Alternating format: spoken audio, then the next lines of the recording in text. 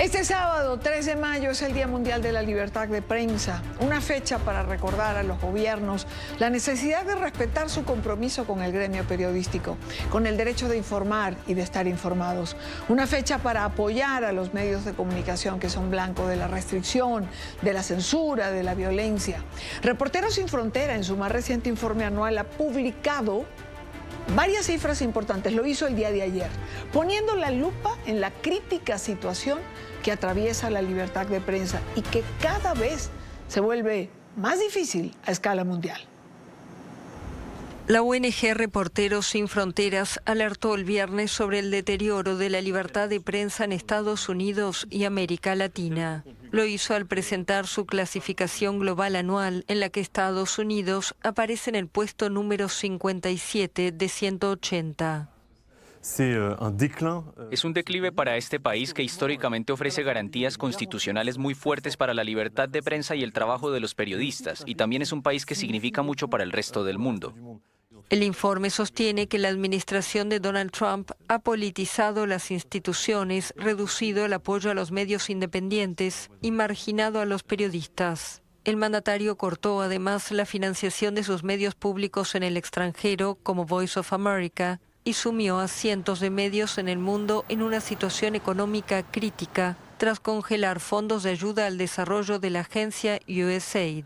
Y el jueves firmó una orden ejecutiva para dejar sin financiamiento a la cadena de televisión PBS y a la radio NPR, ambas públicas, a las que acusa de ser parciales.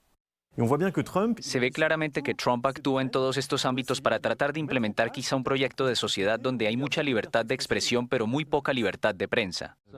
Más allá de Estados Unidos, Reporteros Sin Fronteras dice que el giro autoritario en varios países del continente también deterioró la libertad de prensa. La organización destaca a la Argentina de Javier Milei, que cae 21 lugares hasta el puesto 87, el Perú de Dina Boluarte en el lugar número 130 y El Salvador de Nayib Bukele en el 135. El informe sostiene que Milei ha estigmatizado a los periodistas, desmantelado los medios públicos y utilizado la publicidad estatal como arma política. Destaca también las presiones a medios independientes en Perú, así como la propaganda y los ataques a medios críticos en El Salvador. Venezuela cayó 4 lugares hasta el 160, mientras que Nicaragua, en la ubicación número 172, arrebató a Cuba el último lugar para América Latina en la clasificación. El reporte de 2025 pone el foco además en la economía de los medios y advierte que los gigantes de Internet, entre ellos Google, Apple o Facebook, acaparan una parte cada vez mayor de los ingresos publicitarios, lo que debilita el modelo económico de los medios e intensifica los fenómenos de desinformación. Es parte de lo que plantea Reporteros Sin Frontera. En la semana les prometo desglosarlo y hablar de muchos de cifras que trae este informe que son importantes.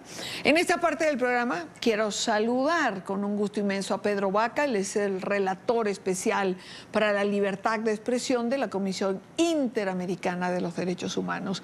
Pedro, bienvenido, gracias por acompañarnos. Y Dania, muchas gracias por la invitación en este Día Mundial de Libertad de Prensa. Pedro, ¿no crees que estamos llegando a este día de alguna manera reflejando la polarización de la propia sociedad? Es decir, para unos hay que celebrar el espacio que queda, el que podamos expresarnos de alguna manera, y para otros el ataque permanente a los medios y periodistas, responsabilizándolos de todo lo que pasa y pareciera que aumentan. Y Dania, tiendo a estar de acuerdo contigo. Creo que en este 2025, como nunca antes, hay una mezcla. Por un lado, una resiliencia. Cuando uno tiene el anuncio de que la prensa de Nicaragua recibe el premio Guillermo Cano, creo que es en sí mismo un planteamiento poderoso, porque recordemos que en Nicaragua fueron ocupadas las instalaciones de la prensa, y esto ciertamente creo que es un reconocimiento a un periodismo que se sigue haciendo a pesar de esas botas militares y de censura que hace tantos años campean por países de la región. Pero al mismo tiempo yo recientemente tuve oportunidad de desplegar esfuerzos para recibir testimonios de periodistas venezolanos en el exilio y creo que ahí hay, digamos, la sumatoria de muchos años de esfuerzos de propaganda y despojo, que si bien uno puede reconocer heroísmo y hay que hacerlo siempre, también hay que poner en situación la, que no hay igualdad en términos es demasiado desequilibrada la relación de poder en países como Venezuela. Y creo que en días como hoy es muy importante también no solo hacer un reconocimiento, sino también denunciar que seguimos siendo un continente donde hay censura.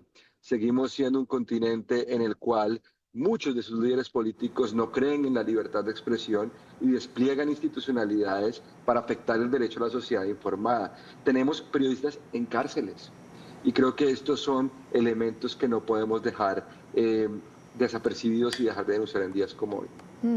Pedro, ¿en qué momento comenzaron a cerrarse estos espacios? Es decir, ¿está intrínsecamente ligado este cierre al aumento de gobiernos autocráticos?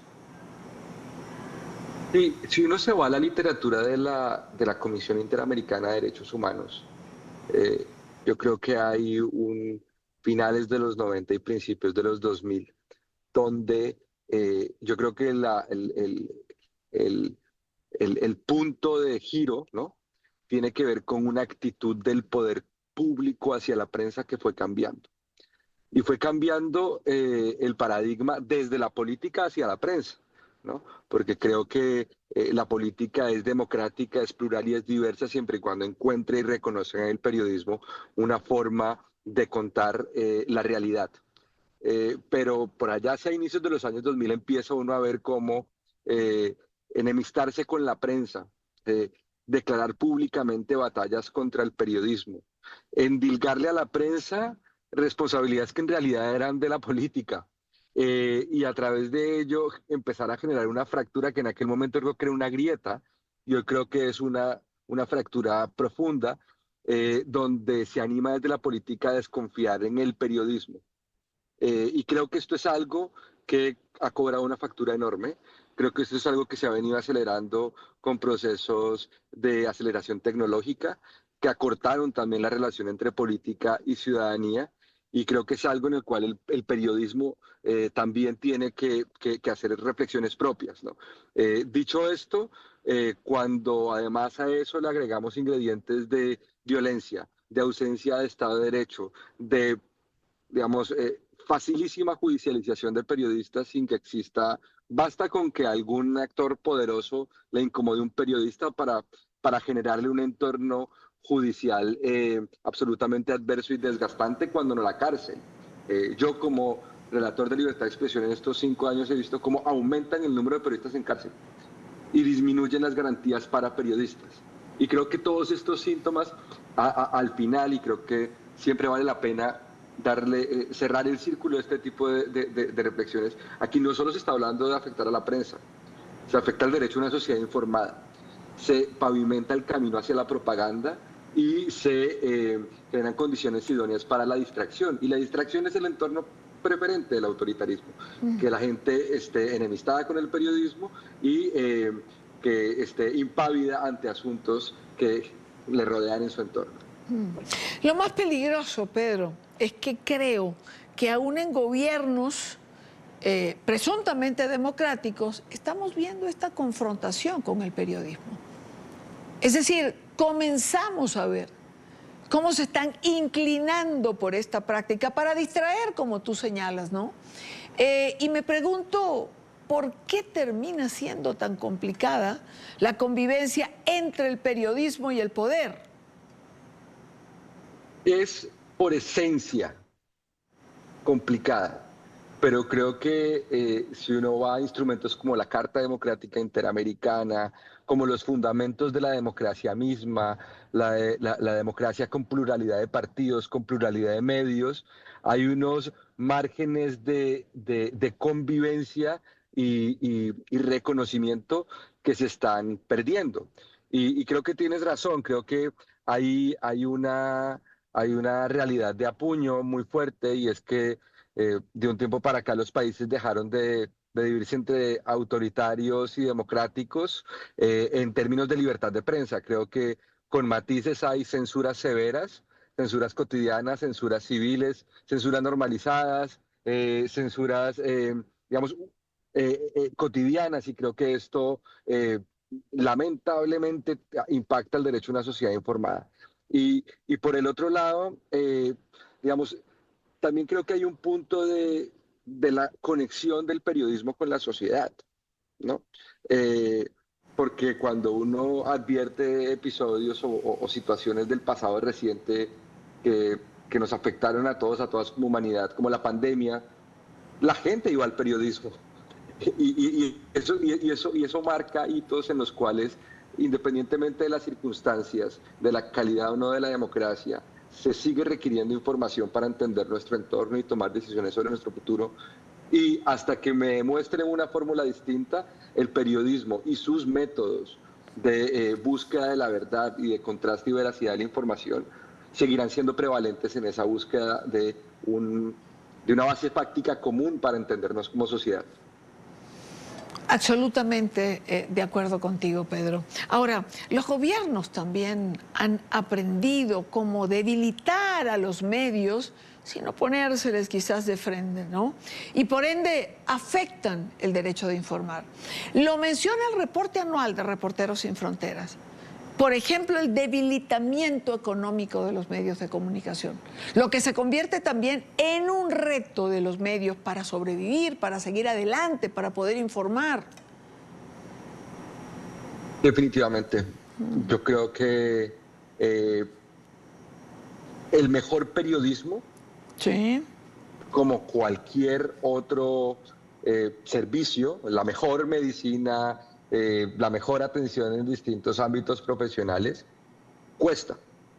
Y entonces ahí hay también un desbalance, porque como sociedad le pedimos a la prensa que diga ahora, que diga en profundidad, que diga con contexto, que diga con enfoque regional, que cuente los temas con visualizaciones de vanguardia, pero nadie se pregunta cuál es el soporte económico que requiere este tipo de despliegues informativos. Habrá quien diga el sector privado. El sector privado también tiene unos márgenes de operación porosos, donde al final, si solo quiere vender, puede llevar sus recursos exclusivamente a procesos de digitalización y parametrización de personas sin, digamos, invertir en el periodismo. Y creo que esto es un error. Y por el otro lado, cuando hay propaganda y medios públicos que apuntan a la propaganda, ¿no? También se convierte en una batalla informativa desigual, ¿no? Me sigue sorprendiendo cómo nuestras sociedades sí tienen tarjetas de crédito para suscripción a plataformas de streaming y entretenimiento, y existe tan poca disponibilidad de que esas mismas tarjetas de crédito puedan aportar hacia estar mejor informados sobre lo que pasa en mi barrio, lo que pasa en mi ciudad. Creo que eso es algo que también nos va a cobrar facturas como sociedad, pero creo que también es un momento, y creo que conferencias como la que va a haber la próxima semana en Bruselas pueden ser testimonio de ello. El periodismo deberá sobrevivir y también deberá ir cambiando, pero la labor del periodista, de las periodistas, de buscar información de interés público para mantener informadas a las sociedades, permanecerá en el tiempo. Ojalá, ojalá y así sea. Pedro, un gusto enorme haber conversado contigo. Gracias por sacar el tiempo, que sé que estás ahí en el carro. Gracias por estar en la tarde. Y felicidades también para ti y Dania, porque el periodismo que haces es muy importante para la región. Gracias, Pedro. Gracias, muchísimas gracias por tus palabras.